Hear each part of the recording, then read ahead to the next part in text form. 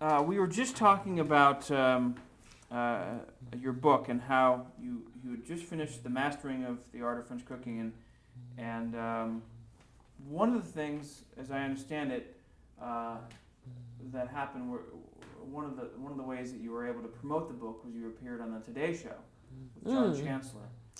Well, we very nicely. We had quite a good send off, and Dione Lucas, the great English television cook, who also was a very fine French cook. Simca had always been very anxious to meet her because she had been in Normandy quite a bit, and I naturally wanted to meet her because of who she was. And she gave a dinner for us in her restaurant. Turned out that we had to cook most of the food and also invite the guests. And we had met Jim Beard by that time, and Beard was just darling to us. And we just put down guests, everyone we've heard of who was in the cooking business. And he said he would introduce them to us, so he came early to the dinner and introduced us to our guests. And it just happened to be on a very cold December day. And everybody came, and it was quite a swish dinner. And then we had, of course, visited Beard, and I don't know how we got onto the Today Show, but we did. It was John Chancellor who was on. And I remember Simca was going to make the omelet, and we had a few dry runs because she'd never done anything for public at all. I remember all the eggs that we used on the rehearsal, but it went off very nicely, and he was just as nice as he could be.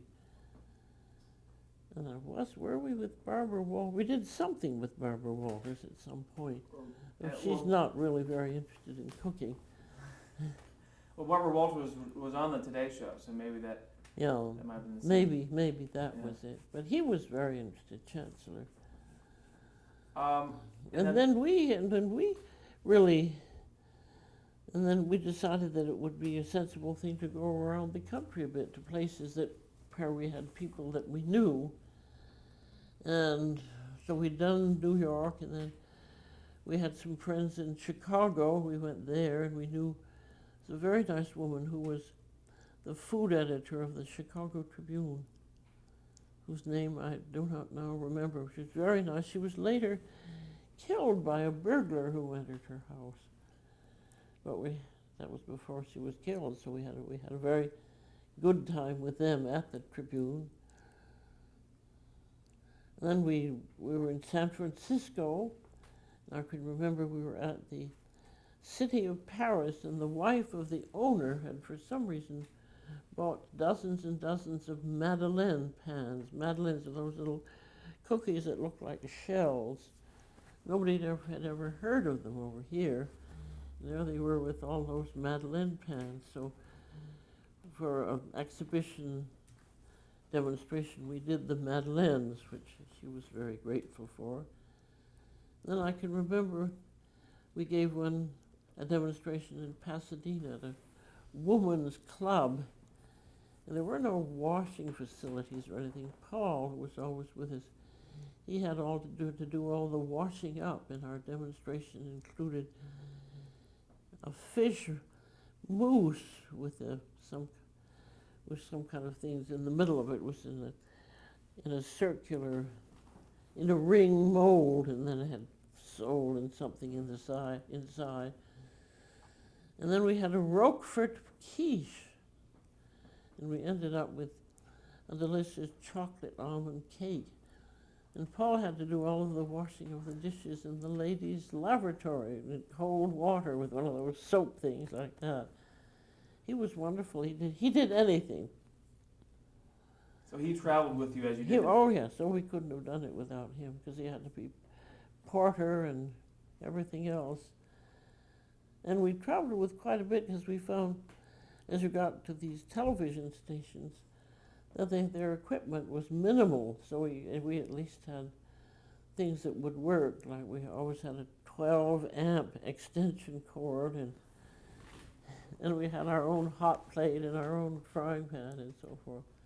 So as you're describing this, which is now known as a book tour, which is very common to promote a book, this is really, This was the beginning.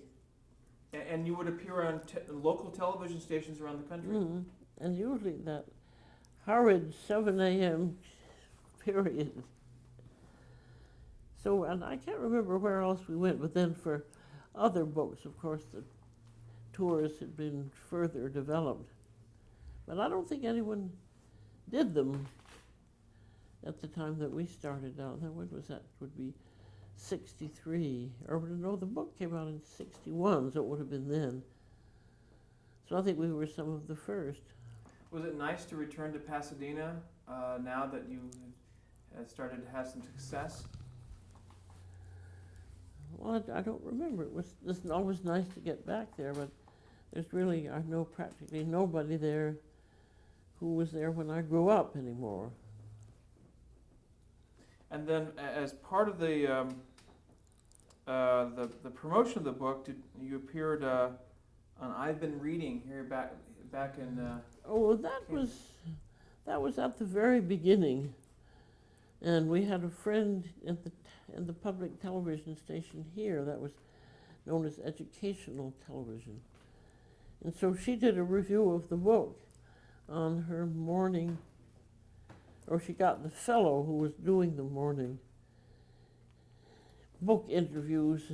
He'd never had a cook before, but he did this time, so it was, and by the time we'd made the engagement, the station burned to the ground.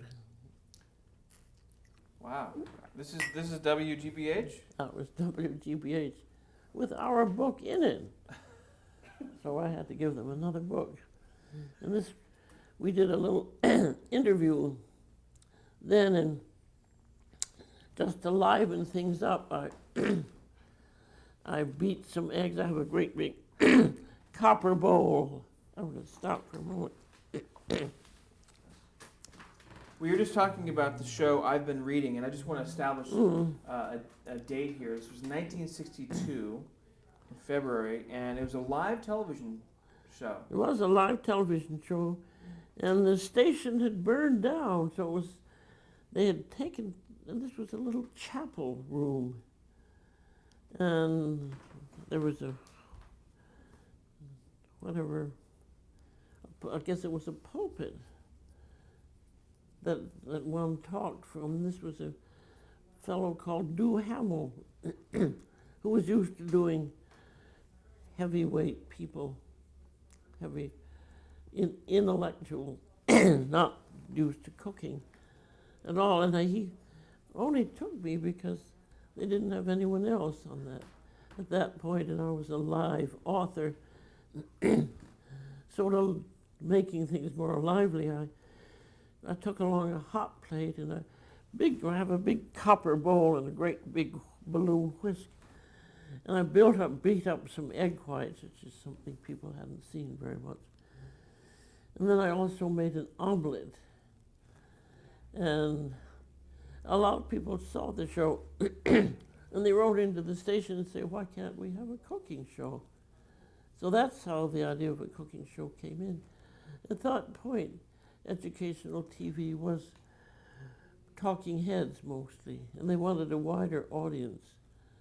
So they had a science program, and they had our cooking program and 2 or 3 others. And so when we started in, we did 13 shows. We used old secondhand tape because it was just an experiment. Would it go over? Would it be useful, and so forth? I'm stopping you there for a second. I just want to establish for the record that the gentleman was Professor Albert Duhamel. Was the gentleman who interviewed you. And I also wanted to ask you, had you seen any of their cooking shows like in France? Or No, because there weren't any. And France didn't have any for some years. And Dione Lucas had appeared some years ago, but she was not there anymore. And I think Jim Beard did 1 or 2 for a canned milk company. Beard, oddly enough, though he was wonderful face to face and wonderful in a demonstration. You know how some people just freeze up when they hit the camera, if you run into that. And it was strange that who was so jolly and so outgoing that he wasn't himself in front of the camera at all. So, who offered you the chance to put on a show at WGBH? We better wait. Use the elevator in the Another crew just future. pulled out of the driveway. It is.